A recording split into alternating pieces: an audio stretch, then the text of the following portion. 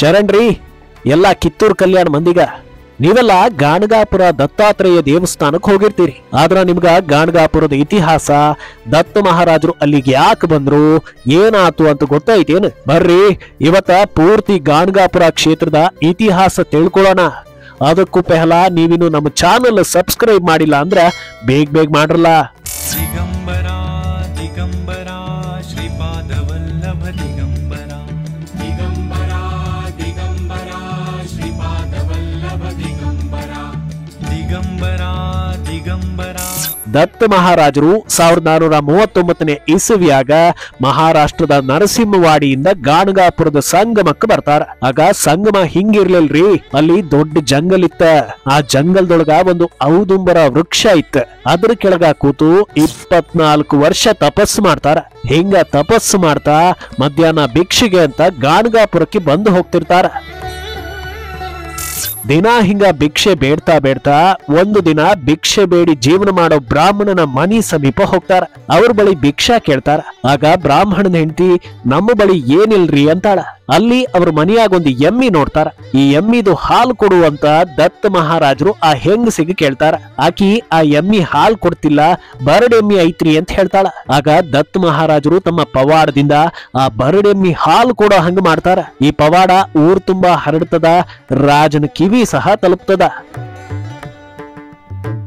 ಕೊನೆಗೆ ಆ ಊರಿನ ರಾಜ ಮತ್ತು ಜನರು ದತ್ತ ಮಹಾರಾಜರ ಬಳಿ ಬಂದು ನೀವು ಇಲ್ಲೇ ವಸತಿ ಮಾಡ್ರಿ, ನಿಮಗೆ ಇಲ್ಲೇ ಮಠ ಕಟ್ಟಿಸ್ಕೊಡ್ತೀವಿ ಅಂತಾರ. ಹಿಂಗ ದತ್ತ ಮಹಾರಾಜರು ಗಾಣಗಾಪುರದಾಗ ನೆಲೆಸ್ತಾರ.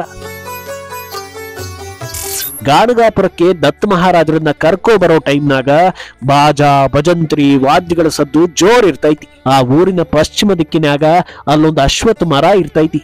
ಅದ್ರಾಗ ಒಬ್ಬ ಬ್ರಹ್ಮ ರಾಕ್ಷಸ ಇರ್ತಾನ. ಹಿಂಗಾಗಿ ಜನ ಅಂಜಿ ಅಲ್ಲಿ ಯಾರು ಓಡಾಟ ಮಾಡ್ತಿರ್ಲಿಲ್ಲ.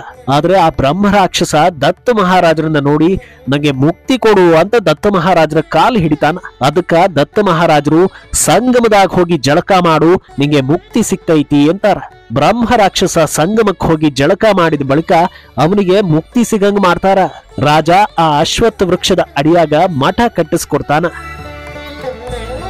ಮುಂದೆ ದತ್ತ ಮಹಾರಾಜರ ಪವಾಡಗಳು ಎಲ್ಲಾ ಕಡೆ ಫೇಮಸ್ ಆಗಿ ಜಗ್ ಮಂದಿ ಗಾಣಗಾಪುರಕ್ಕೆ ಬರ್ತಾರ. ದತ್ತ ಮಹಾರಾಜರು ಇಲ್ಲೇ ಅದೃಶ್ಯ ಆಗಿ ಜನರಿಗೆ ಈಗಲೂ ಆಶೀರ್ವಾದ ಮಾಡ್ತಾರ.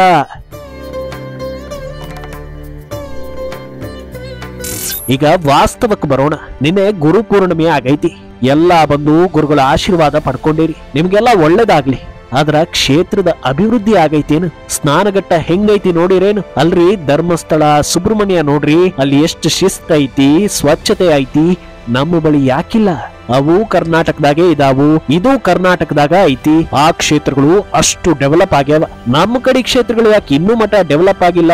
ಕಮೆಂಟ್ ಮಾಡ್ರಿ.